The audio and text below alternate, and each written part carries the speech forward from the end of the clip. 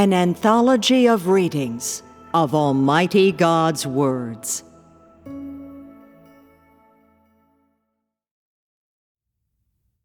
A brief talk about the Millennial Kingdom has arrived. How do you see the vision of the Millennial Kingdom? Some people think about it a lot and say that the Millennial Kingdom will last for 1,000 years on earth. So if the older members of the church are unmarried, do they have to get married? My family has no money. Should I start making money? What is the Millennial Kingdom? Do you know? People are purblind and severely refined. In fact, the Millennial Kingdom has yet to officially arrive. During this stage of making people perfect, the Millennial Kingdom is merely a microcosm. At the time of the Millennial Kingdom spoken of by God, man will have been made perfect. Previously, we talked of people being like saints and standing firm in the land of Sinim. Only when people are made perfect, when they become the saints spoken of by God, will the Millennial Kingdom have arrived. When God makes people perfect, He purifies them, and the purer they are, the more they are made perfect by God. When the impurity, rebelliousness, opposition, and things of the flesh within you are expelled, when you have been purified, then you will be beloved by God, and in other words, you will be a saint. When you have been made perfect by God and become a saint, you will be in the Millennial Kingdom. Now is the age of kingdom. In the age of Millennial Kingdom, people will depend on the words of God to live, and all nations will come under God's name, and all come to read God's words. At that time, some will call by telephone, some will fax. They will use every means to access God's words. And you too will come under God's words. All this is what happens after people are made perfect.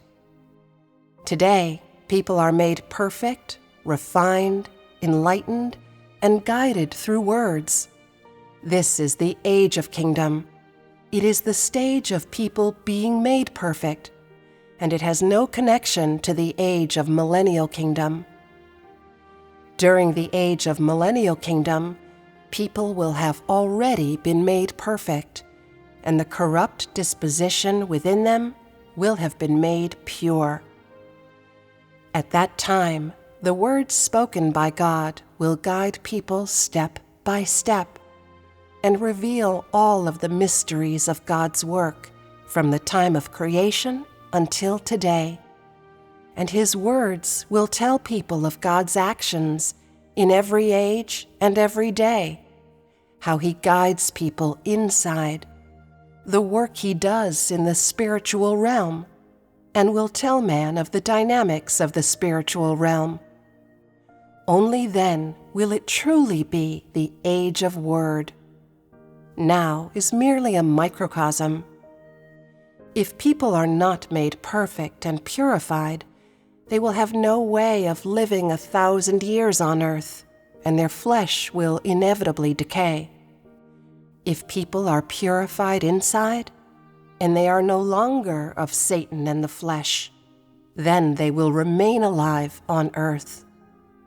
In this stage, you are still purblind, and all that you experience is loving God and bearing Him testimony for every day you live on earth. The Millennial Kingdom has arrived is a prophecy. It is analogous to the foretelling of a prophet, one in which God prophesies what will happen in the future. The words that God speaks in the future and the words that He speaks today are not the same. The words of the future will guide the age, whereas the words He speaks today make people perfect, refine them, and deal with them. The age of word in the future is different from the age of word today. Today, all words spoken by God, regardless of the means by which He does so, are in sum in order to make people perfect, to purify that which is dirty within them, and to make them holy and righteous before God. The words spoken today and the words spoken in the future are two separate things. The words spoken in the age of kingdom are to make people enter into all training, to bring people onto the correct track in everything, to expel all that is impure in them. Such is what God does in this age. He creates a foundation of His words in every person. He makes His words the life of every person. And He uses His words to enlighten and guide them inside at every moment. And when they are not mindful of God's will, God's words will be inside them to reproach and discipline them.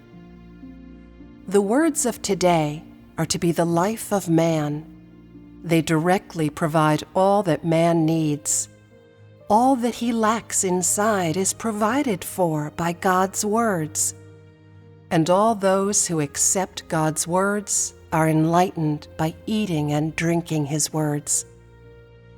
The words spoken by God in the future guide the people of the entire universe. Today, these words are only spoken in China, and they do not represent those spoken throughout the entire universe. God will only speak to the entire universe when the Millennial Kingdom comes. Know that the words spoken by God today are all to make people perfect. The words spoken by God during this stage are in order to provide for people's needs, not in order to allow you to know mysteries or see the miracles of God. That He speaks through many means is in order to provide for people's needs. The age of Millennial Kingdom has yet to arrive. The age of Millennial Kingdom that is spoken of is the day of God's glory. After Jesus' work in Judea had been completed, God transferred His work to the China mainland and created another plan. He does another part of His work in you. He does the work of making people perfect with words, and uses words to cause people to suffer much pain, as well as gain much of God's grace. This stage of work will create a group of overcomers, and after He has made this group of overcomers, they will be able to testify to His deeds. They will be able to live out reality and actually satisfy Him and be loyal to Him unto death. And in this way, God will be glorified. When God is glorified, when He has made this group of people perfect, will be the age of Millennial Kingdom. Jesus was on earth for 33.5 years. He came to do the work of crucifixion, and through the crucifixion, God gained one part of glory. When God came in the flesh, He was able to be humble and hidden, and could endure tremendous suffering. Although He was God Himself, He still endured every humiliation and every revilement, and He endured great pain in being nailed to the cross so as to complete the work of redemption. After this stage of work was concluded, although people saw that God had gained great glory, this was not the entirety of His glory. It was only one part of His glory, which He had gained from Jesus. Although Jesus was able to endure every hardship, to be humble and hidden, to be crucified for God, God only gained one part of His glory, and His glory was gained in Israel. God still has another part of glory, coming to earth to actually work and make perfect a group of people. During Jesus' stage of work, he did some supernatural things, but that stage of work was by no means only in order to perform the signs and wonders. It was primarily to show that Jesus could suffer and be crucified for God, that Jesus was able to suffer tremendous pain because he loved God, and that although God abandoned him, he was still willing to sacrifice his life for God's will. After God had completed his work in Israel and Jesus was nailed to the cross, God was glorified, and God had borne testimony before Satan. You neither know nor have seen how God has become flesh in China, so how can you see that God has been glorified? When God does much work of conquest in you, and you stand firm, then this work of God is successful, and this is part of God's glory. You see only this, and you have yet to be made perfect by God, have yet to give your heart entirely to God. You have yet to entirely see this glory. You only see that God has already conquered your heart, that you can never leave him, and will follow God to the very end, and your heart will not change. Thus is the glory of God. In what do you see God's glory? In the effects of his work in people. People see that God is so lovely. They have God in their hearts and are unwilling to leave him. And this is God's glory. When the strength of the brothers and sisters of the churches arises, and they can love God from their hearts, see the supreme might of the work done by God, the incomparable might of his words, when they see that his words carry authority and that he can embark upon his work in the ghost town of the China mainland, when, though people are weak, their hearts bow down before God and they are willing to accept God's words, and when, although they are weak and unfit, they are able to see that God's words are so lovable and so worthy of their cherishment, then this is the glory of God.